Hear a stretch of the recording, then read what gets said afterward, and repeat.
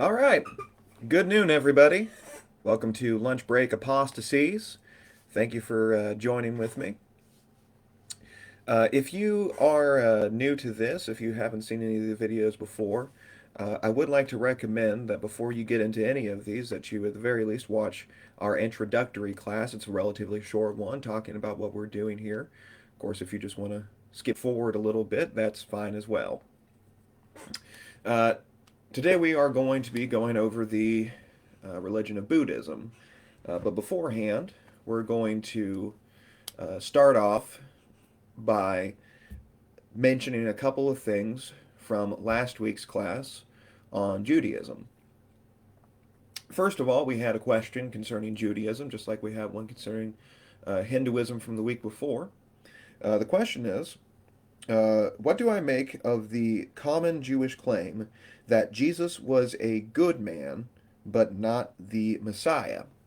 That's a pretty common one, and it's often made by religious Jews concerning what Jesus' role in Judaism is. Of course, if you are a religious Jew today, then you're probably not going to accept Christ as who he claimed to be. As we went through last week, when the Messiah came, this was supposed to be the conclusion of the old law, and the new law was to come into effect. And so the Jew ought to have become a Christian, and of course, many did, but many did not. A common claim you'll hear then is a Jew saying something along the lines of Jesus was a good man and he taught a lot of good things, but he wasn't the Messiah.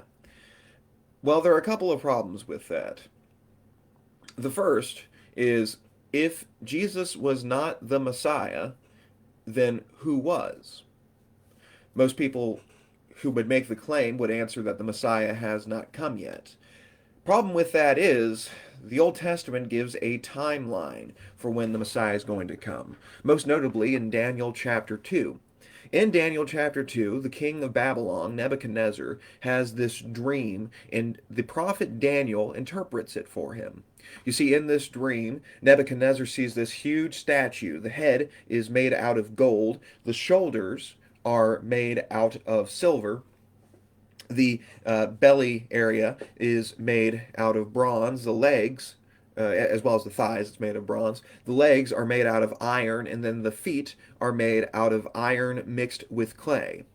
And Daniel says that this statue represents four different kingdoms. In fact, he'll specifically identify a couple of them: the head as Babylon, and the shoulders and chest of silver, that's going to be an upcoming Medo-Persian Empire.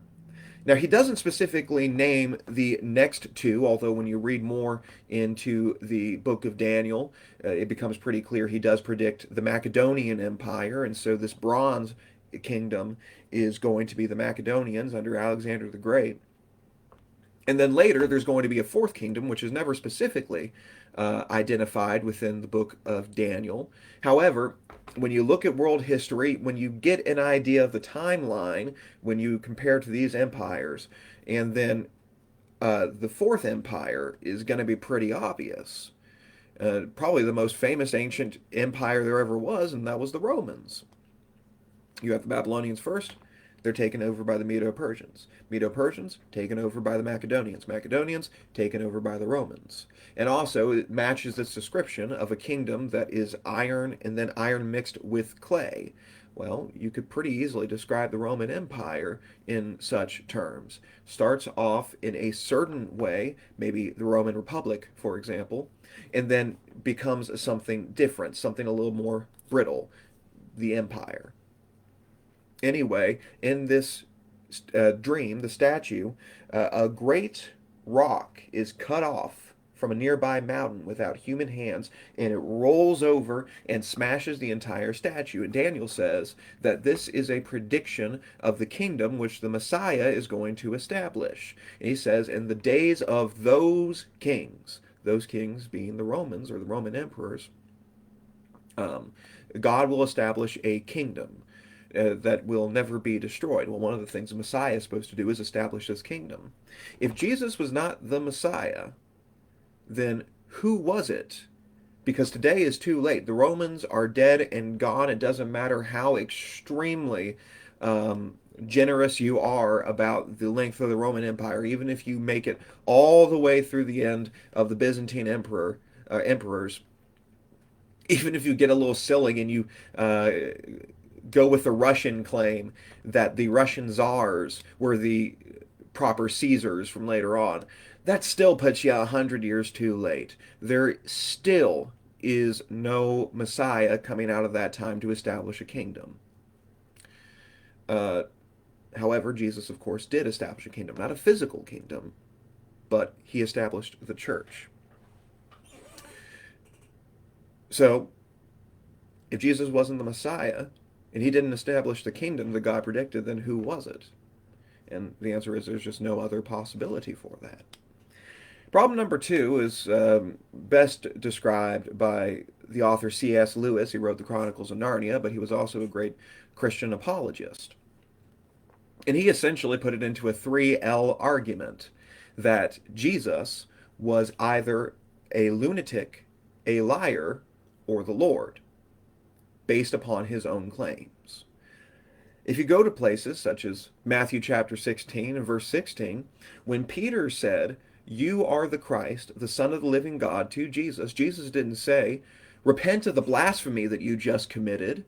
I am not the Son of God. I'm just a man like anybody else. The Messiah is going to be coming later. I'm not him." He doesn't say that. He said, "Blessed are you, Simon Bar-Jonah, for flesh and blood has not revealed this to you, but my Father who is in heaven." So he confirms it. Again, in Luke chapter 22 and verse 70, when a crowd of accusers say to him, "Are you the Son of God?" he says, "It is as you say."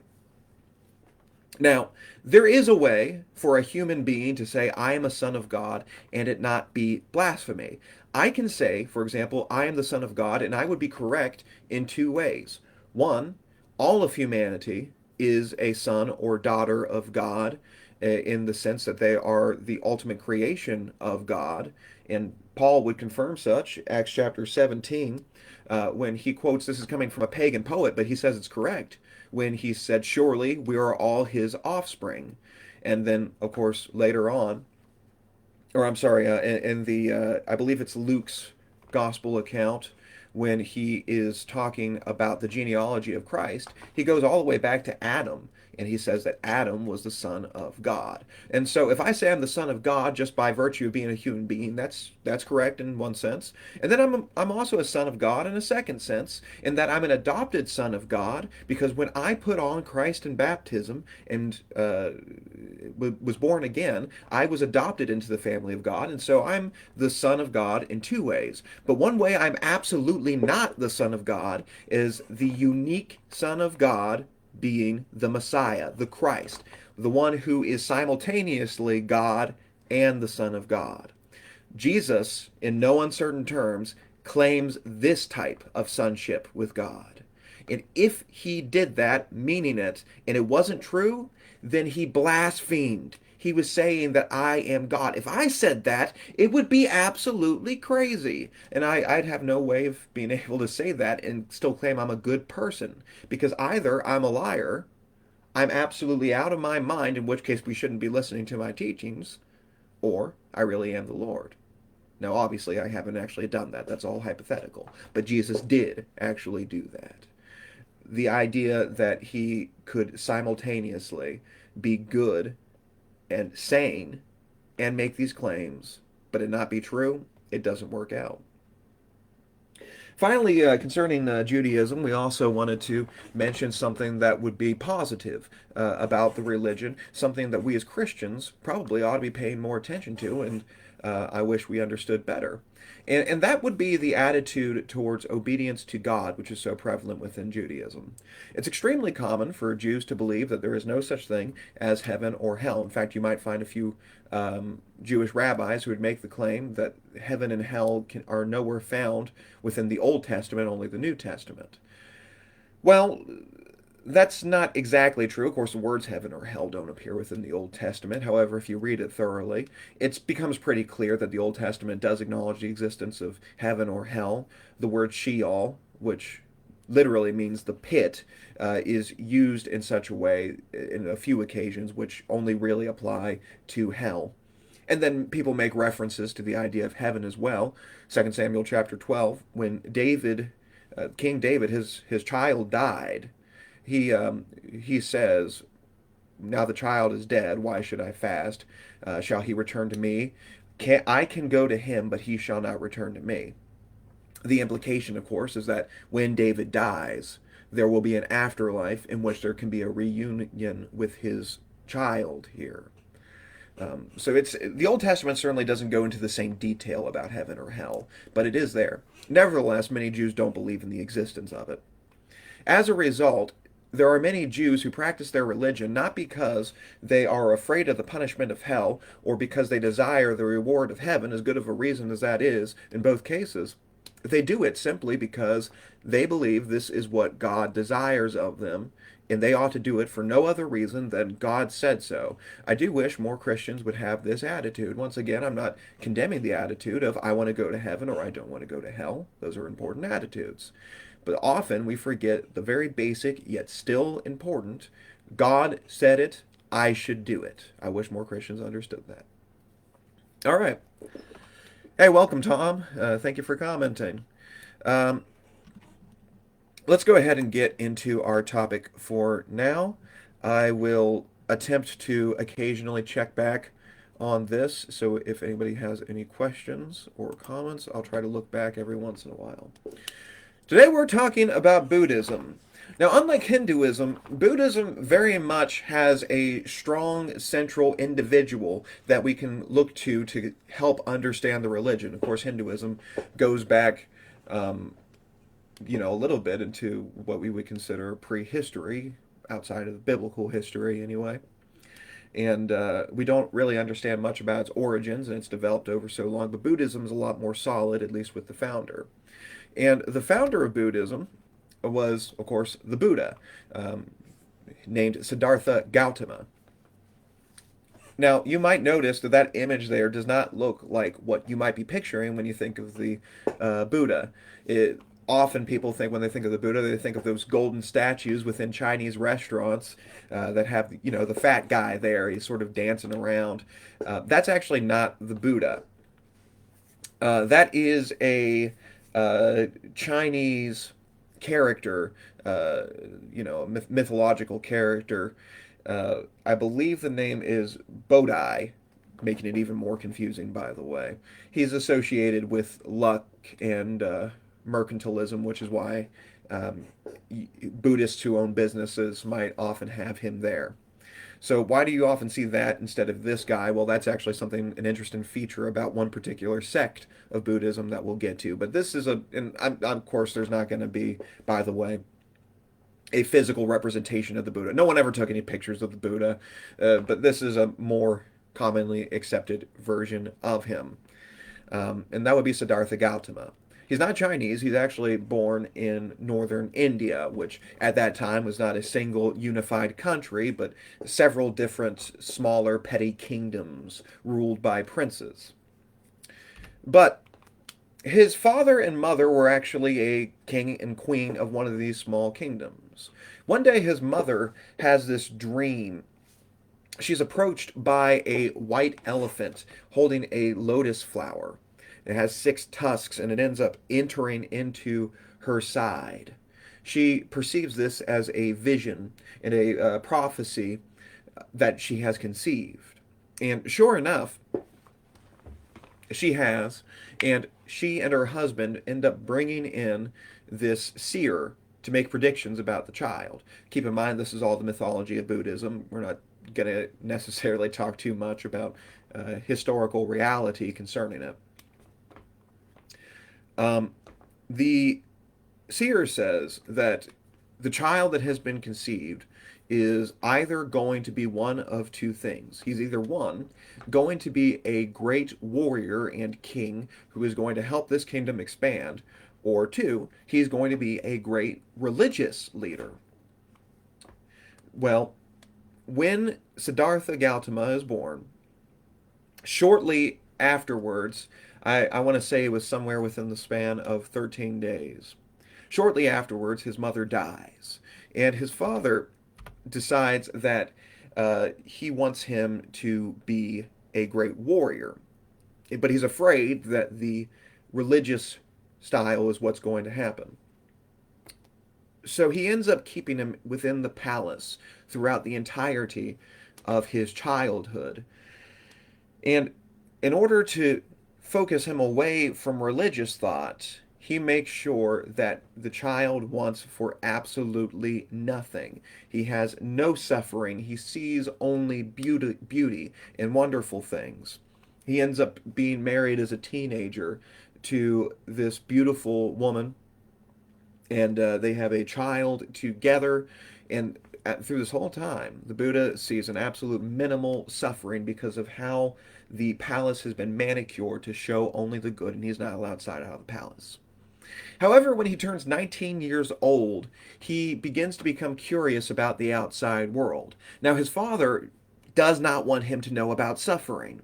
So, what he does is he decides to create this sort of manicured version of the inside on the outside. He hires a driver to drive the Buddha on a cart through uh, the nearby city.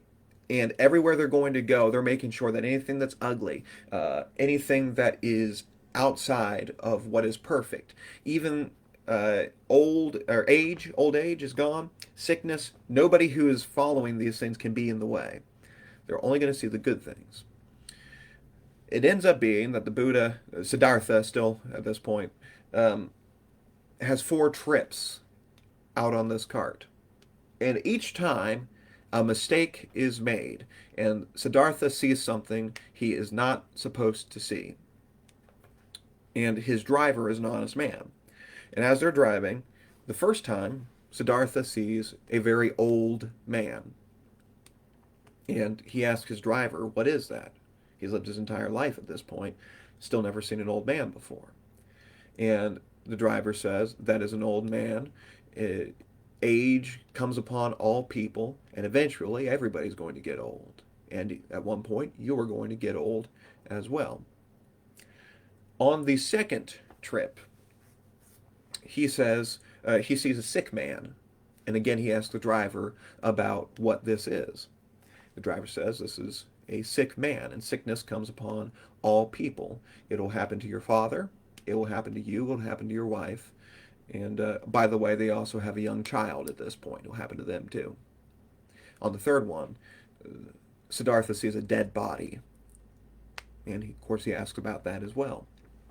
And the driver says that death comes to all people as well. It's the ultimate fate of everyone. And it will happen to you after you get old and you get sick. As you can imagine, this is extremely distressing. I mean, put yourself in his shoes. By the way, once again, we don't know how much of this is true, but put yourself in his shoes for a moment. Imagine that you haven't gotten to learn those things in early childhood like the rest of us did, and you've been sheltered from it for so long that you didn't even know people get old and sick and die. You know, that's as you can imagine, that was earth-shattering news. He's extremely distressed by this, but he goes out on one last trip. And on the fourth trip, he sees an ascetic monk. Now, if you don't know what asceticism is, the basic idea of asceticism is that suffering is caused by desire. This is something that's true with Buddhism as well, but asceticism is an older tradition than Buddhism, and it pops up. It's not so much a single religion as it is a philosophy, and you can find ascetics in just about every religious tradition that has ever been. But the idea is suffering comes from desire.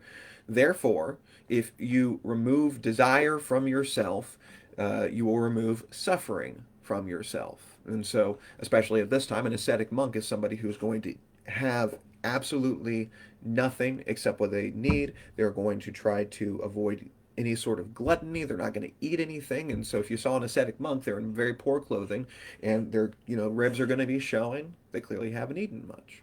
And that's what he sees, and he asks about it. And the driver explains the philosophy of the ascetics to him. Well, Siddhartha begins to think about this deeply, and he decides, because you have this giant problem of suffering, and keep in mind, the problem of suffering is the big problem that Buddhism is attempting to solve. Because you have the problem of suffering, he thinks the ascetics might just have the way out of it. And so one night he decides to escape the palace, abandoning his wife and child, as depicted here. And he goes and begins to learn from the ascetics. He goes to a couple of different ascetic schools, and he gradually becomes more and more extreme in his asceticism. Here we have a picture of him with some of his ascetic brothers. It's said that he took it to more of an extreme than anybody else. He possessed nothing at all, and he would eat very little. One story says of the Buddha that he would only eat that which was carried on the wind to him. So if there was some pollen, or maybe if he got lucky, a couple of nuts from a tree nearby, maybe he would eat that, but that was all he would eat. And he gained a little bit of respect among some of his fellow ascetic students because of such how far into the extreme of ascetics he would go. But what he found was that asceticism did not solve the problem of suffering. All it really did was inflict suffering upon himself in the current time. Instead of the problem of having a great amount of wealth, only putting off suffering, he's still suffering. He's just dealing with it right now. It said that while he was meditating once nearby a village, he begins to move away from asceticism when a local girl brings him a simple dish of porridge, and he eats that, and he goes away from this dread of asceticism. So now he's got a real problem here. He has tried two extremes of life. He has tried extreme number one, extreme wealth, so much so that he can go 19 years without once having any concept of suffering. And then he goes, I believe the magic number was 7, if I'm not mistaken. He goes another 7 years of going through extreme asceticism. He becomes the ascetic of ascetics, and yet he still has the problem of suffering.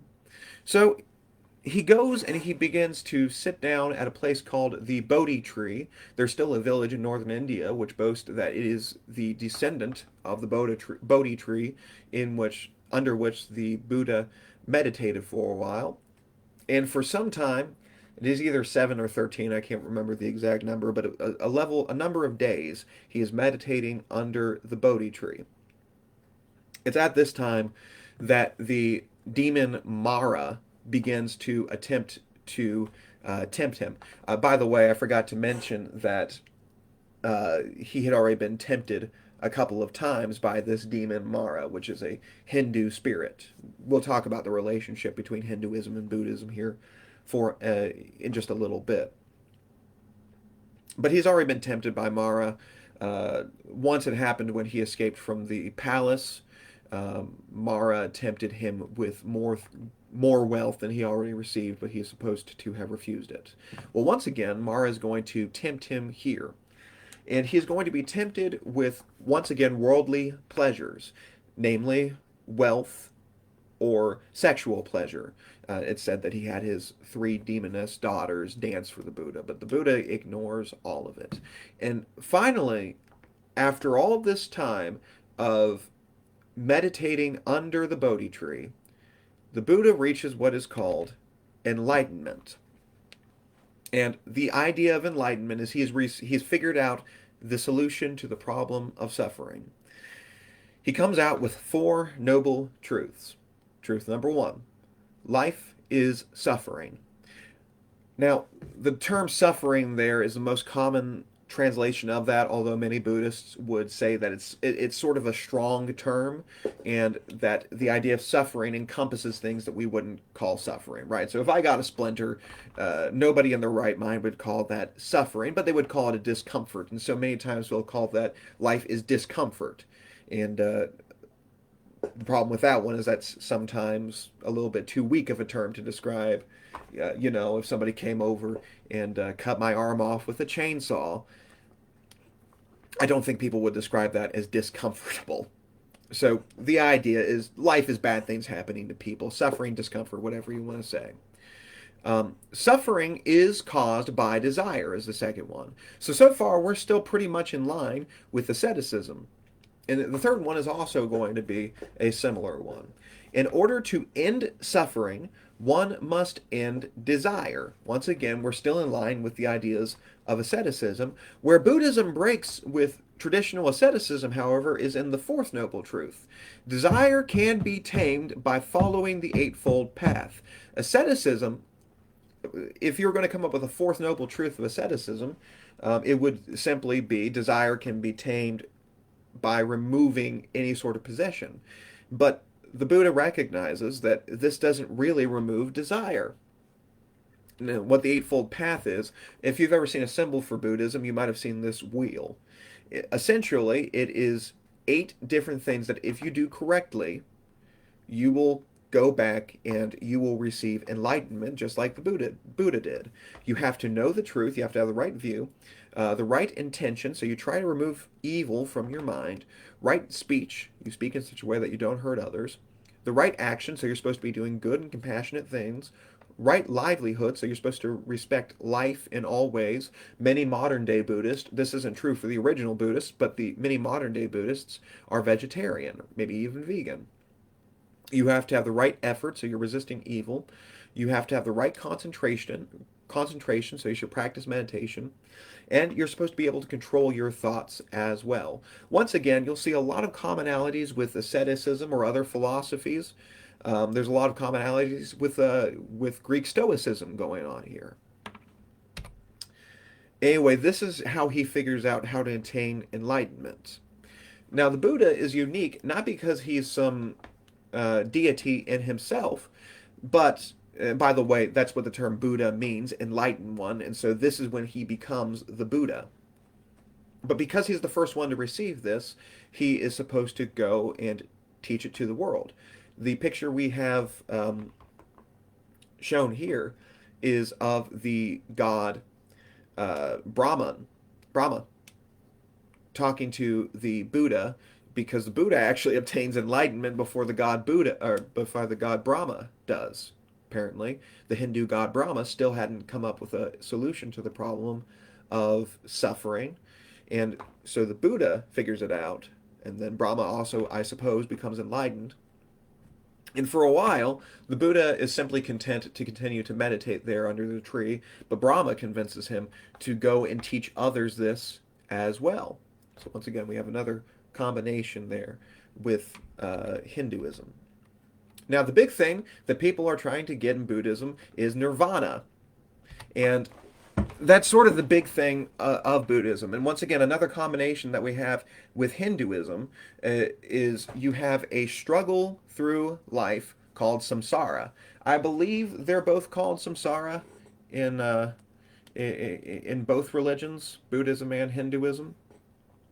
And both of them, there's a release at the end. There is a reincarnation cycle. Buddhism couches itself in Hinduism a lot, so there's also an idea of reincarnation in Hinduism and Buddhism. In Hinduism, especially traditional Hinduism, it tends not to focus so much about the end of the cycle, although most modern Hindus are going to say that the very end of the cycle is just release from it altogether. That's also the exact same thing which nirvana is. It's release away from the cycle.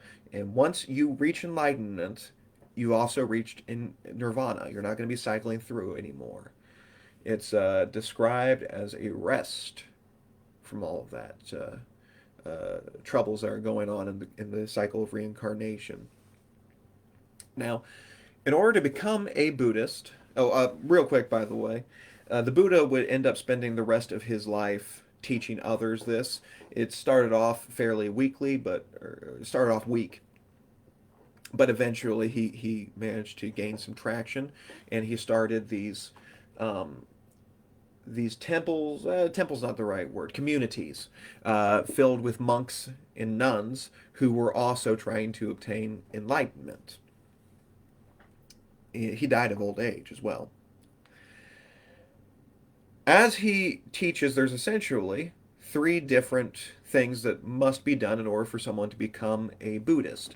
In fact, in some Buddhist traditions, people will specifically say these things. There are countries where, in order to get into a Buddhist temple, they might send their boys while they are young to live in a Buddhist temple, and it acts as a schooling. And they'll be monks for a while, but maybe not for the rest of their lives. Maybe some of them will be monks for the rest of their lives.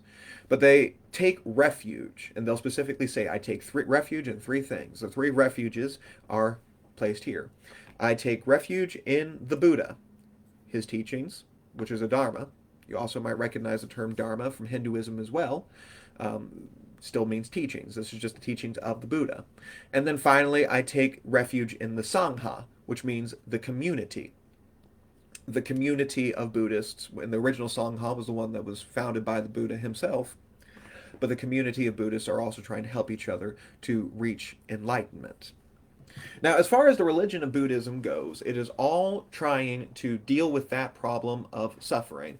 And the essential argument is this: if you follow that eightfold path, if you start off by becoming a Buddhist by affirming these three refuges, if you do that, and then you follow the eightfold path in your life, you will eventually become enlightened. Now, for most people, depending on which sect of Buddhism, it may not happen in this lifetime, but you're going to get another chance around at some point. And the end of time would look something like this, that everybody who's stuck in that cycle of samsara, everybody becomes enlightened and thus takes themselves out of the cycle. That would be the end of everything. Buddhism is not a very theological religion, by which I mean they don't really focus too much on the gods. This is what I mean when I say it's kind of couched in Hinduism. The Buddha himself said that somebody focusing on theology was like somebody whose hat was on fire and focusing on where did the fire come from. He said you shouldn't do that. Instead, you should just take the hat off and then, stomp it out. So the Buddha was very much not focused on theology, and if somebody was trying to focus on theology, he would usually reprimand them. This is the reason why Buddhism has such a large theological difference between the traditions. There's even such a thing as secular Buddhism, in which somebody does not believe in any sort of the religious aspects to it, but only the philosophical aspects to it, and that's possible as well. That's also why Buddhism and Hinduism have such a close relationship, and they have sort of co-developed over time. But Buddhism is almost a philosophy. It's a philosophy that comes with a little bit of Hindu theology package with it. Now, does that mean it's compatible with Christianity like many other philosophies are? Well, there are certain aspects of the philosophy which are compatible with Christianity, but as we'll see, there are certain other aspects of the philosophy which are not compatible with Christianity. Now, a little bit of Buddhist history for you. After sharing the path to enlightenment, the Buddha ends up creating the first Sangha. You'll remember that. That's the community of believers, encouraging people to become monks and nuns. There is a Buddhist community in northern India for some time. However, it doesn't really spread all that much outside of that area until the great Indian king Ashoka shows up. And Ashoka it really makes Buddhism into the first missionary religion. Remember, Hinduism is not really so focused on spreading Hinduism to the rest of the world. Neither is Judaism. If you look at the spreading of Judaism and the laws concerning that, God tells the Jews to teach your children and to talk about it with each other. And hey, if a foreigner shows up and he is interested, you can talk with them about it. But there's no go ye into all the world and preach the gospel to every living creature sort of command within the Old Testament. Buddhism, which by the way shows up about 500 BC, is the first religion that begins to teach people ought to spread it, although that wasn't necessarily the very original form of it. It's really King Ashoka, who's this great conqueror king of India, who begins to spread Buddhism throughout the world. He starts off by conquering India. He's a very violent man at the beginning. He feels guilty for some of the violence he's committed, and so he converts to Buddhism, which famously is a very peaceful religion. And so he tries to spread it throughout India as well as other places, trading partners, and it tends to spread throughout, especially southern East Asia, because of King Ashoka. Gradually, multiple traditions and myths develop around Buddhism. I mentioned that Buddhism originally not so much of a religious type of nature or theological, but philosophical, and certainly the Buddha himself. That being said, many people begin to create theology around the Buddha and Buddhism. And so, for example, although you might not think too much about um, mythology, there is, in many Buddhist traditions, an idea of hell. Not a lot of people realize that, but in certain Buddhist traditions, if you live your life in a poor way, then your next life might be spent in a hell. Now, the good news of that is that you're not going to be there forever, uh, but it is almost a punishment. So you can see this is sort of a development on top of Hinduism. Today, there are about 1 billion practitioners of Buddhism, which makes it the world's third largest religion after, yeah, it's the third largest religion after Christianity and Islam. And it was the world's largest religion until the 20th century. By the way, here's a little trivia question for you. Basically, there is one historical figure from the 20th century who is responsible for Christianity overtaking Buddhism as the world's largest religion. Comment if you know what it is. I'm curious to see how many of you can guess that correctly. Give me a moment here. I've also been neglecting to check to see if anybody has commented. Looks like no. Well, hopefully that means I'm doing a good job. All right, let's talk about some of the divisions among Buddhism. Generally considered to be the oldest sect of Buddhism is called Theravada. It's mainly practiced in Southeast Asia. And if you look to those historical places where that King Ashoka went to and taught Buddhism, that tends to be the Theravada tradition. It's also very similar to the original Buddhism, although nobody's quite on that one anymore as far as I can tell. But the Theravada is sort of Ashoka's version of it. Today it's mainly practiced in Southeast Asia, and you can find it in places such as Myanmar, Thailand, those sorts of places. It is nicknamed Hinayana by Mahayana practitioners. Mahayana is another sect of Buddhism, and it's the largest sect. They sometimes nickname it Hinayana, which means the small vehicle.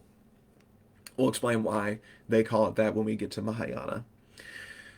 Theravada is much more doctrinal, dogmatic, and so it leans very heavily on Hindu theology. And it typically believes that enlightenment can only be received by monks. Depending on it, not even nuns necessarily, only male monks. Once again, there are many different traditions among this, and so what might be true in one particular tradition may not be true in another. They are typically considered very conservative and very traditionally minded. Places which have Buddhism as part of the society itself, such as places where everybody sends their boys to be Buddhist monks, and that's sort of their schooling, they're typically Theravada. Um, so, by the way, what happens if you want to receive enlightenment and you don't, and you're not a monk, or you aren't even qualified to be a monk? Well, the idea is your enlightenment is eventually going to come. It's just not going to come in this life. And once again, remember, enlightenment is how I end up getting that nirvana. Mahayana, which means the large vehicle, which is why Mahayana practitioners call themselves, or call the Theravada practitioners sometimes Hinayana, the small vehicle. Mahayana is the largest sect of Buddhism, mainly practiced in East Asia, so you'll see it in places such as China, Japan, that kind of place. And It's a little unclear to me what exactly the difference between Mahayana and Theravada is. I have seen two different answers. My guess is that it's a little bit of column A and a little bit of column B. Uh, Answer number one is the big difference is who can obtain enlightenment. That Theravada practitioners say that only monks can receive enlightenment, whereas Mahayana practitioners will say that anybody could be on their last cycle through life, and even if I'm not a monk, I might receive um, through meditation or through study or whatever, following the Eightfold Path, I might receive enlightenment within this lifetime if I had been doing this for a few lifetimes before this as well, by the way. By the way, that's an extremely common thing through Buddhism. The meditation and the work towards receiving enlightenment takes more than one lifetime, it takes several lifetimes, hundreds of lifetimes even, in order to get to that point. Um, so that's explanation number one of what the difference is, the small vehicle or the large vehicle. The other one is a common Mahayana proverb, parable, maybe would be a better way to describe it. And the story that's within this Mahayana tradition goes something like this. There was a man who came home and he sees that his house is on fire. And while the house is on fire, he can see that his children are still within the building through the windows. And he doesn't want to panic them by saying, there's a fire, you got to get out. He wants them to come out in an orderly fashion. So what he does is he says to them, I have brought you each a small vehicle for you to enjoy. He's a rich man, so he's brought little vehicles for his children, carts, of course, but some sort of vehicle. And then they all come out and they realize it was actually just one large vehicle that was the whole thing.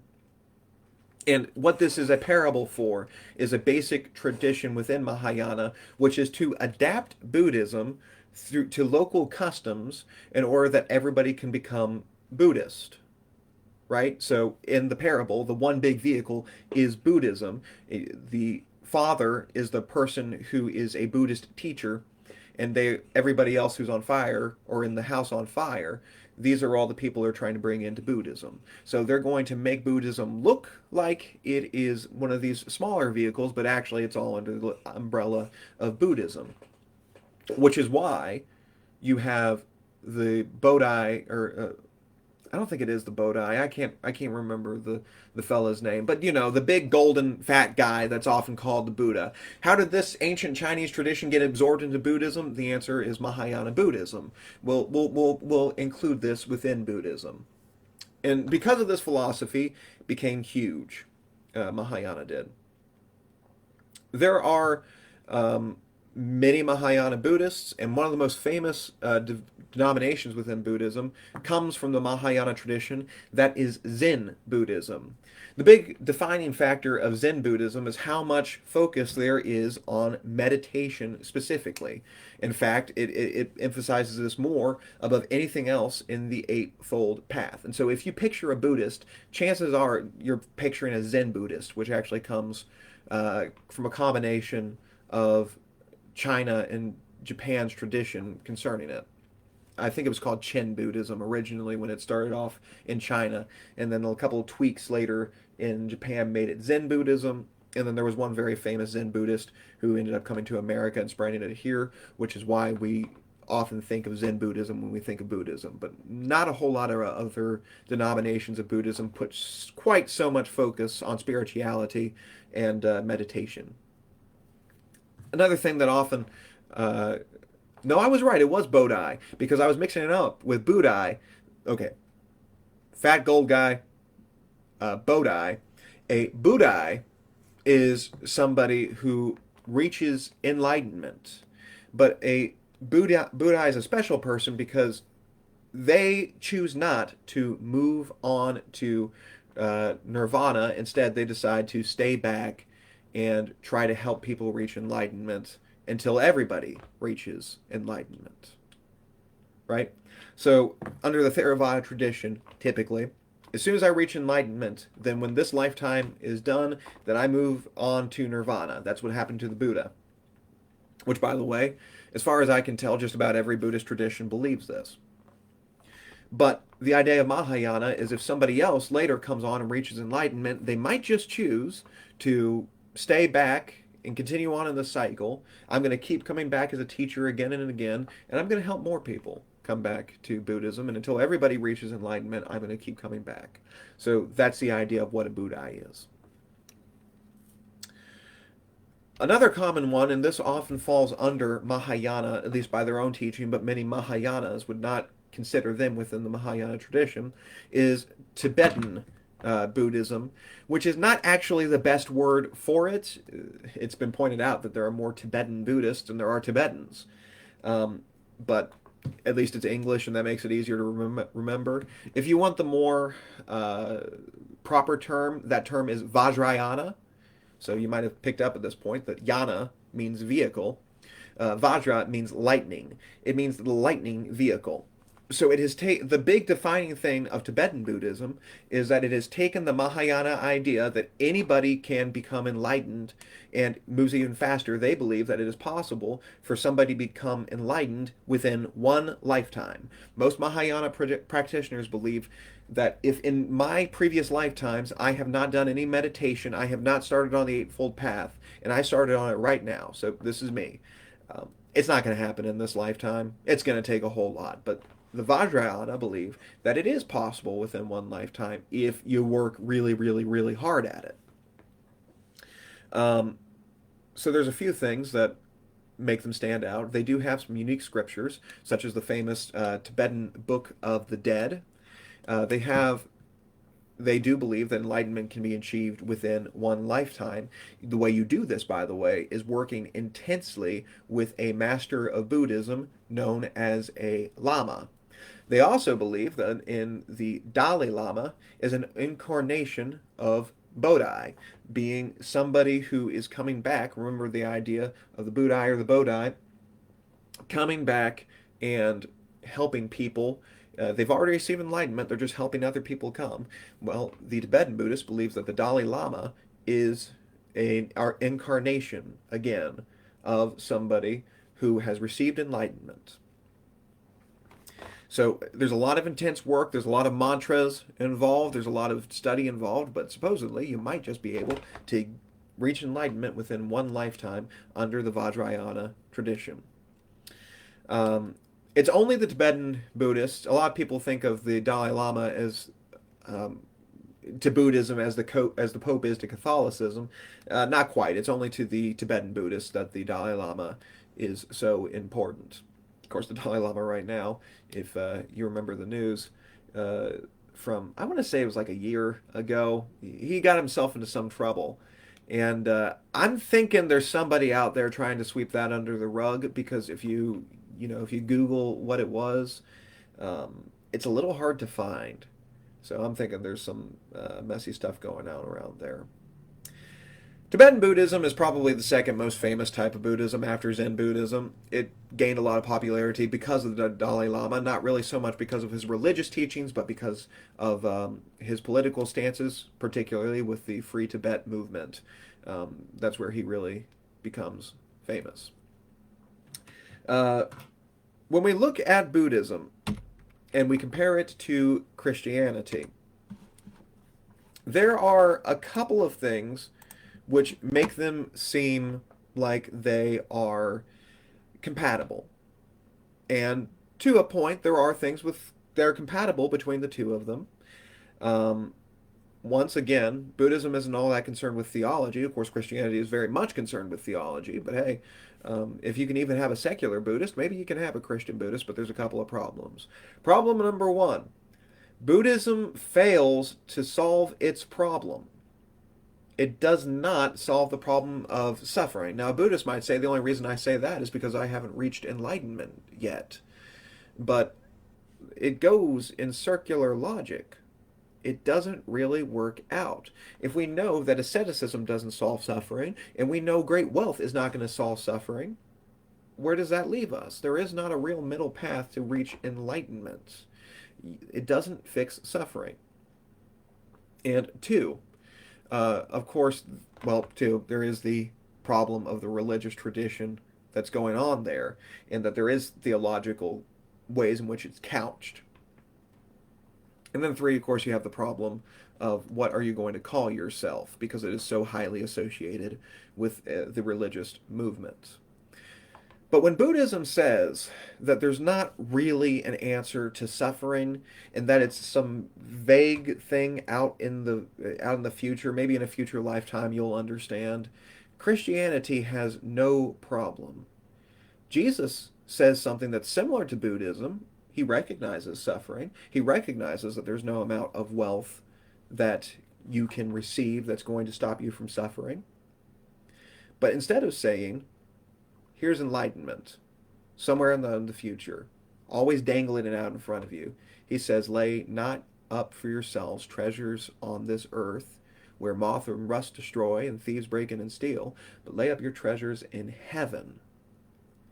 Christianity does not make somebody go through lifetime after lifetime of suffering just with the promise of some sort of relief in the future, of a vague idea of what it might be.